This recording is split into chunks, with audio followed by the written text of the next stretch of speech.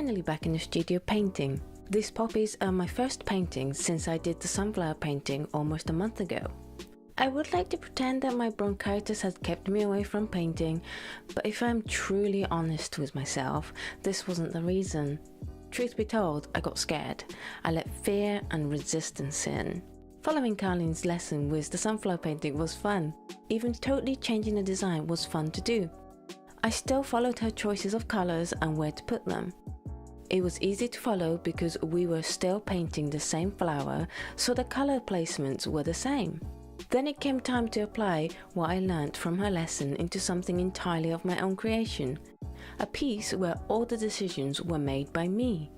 I elected to paint Gloriosa flowers. They are almost like my symbol flower. I've painted them many times in acrylic. I love painting them, and when I paint a Gloriosa, it is frequently well received. Then I started thinking about what colours to use, and I got scared. What if I choose the wrong colour combination between the flowers and the background? What if I choose the wrong layout? What if I choose the wrong background design? What if I just ruin the whole painting? So then I started to procrastinate instead.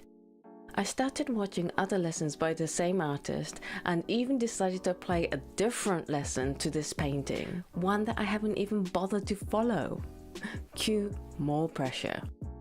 So now I have the pressure of painting my totem flower using a technique I have never used before, all the while not having a clue about what colours to pick for the whole thing. Yeah, no wonder I got into resistance mode.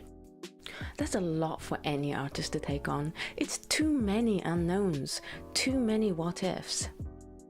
So today I simplified and removed these pressure points as much as I could. I changed up from the ever-loved Gloriosas to poppies, less pressure to get the flowers right.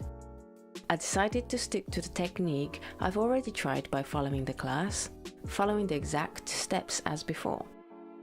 I chose colours that I was just curious to try out as they were new to me, in Danthron Blue, Carbazole Violet and Rose of Ultramarine for the background. Then I figured out what colours would work for the flowers later. Basically, breaking down the decision tree and taking the see what happens approach. The result is, I got to paint without fear.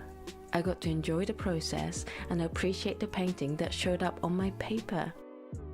I really love this painting, and I think part of its appeal to me is that I had no idea this painting was possible before.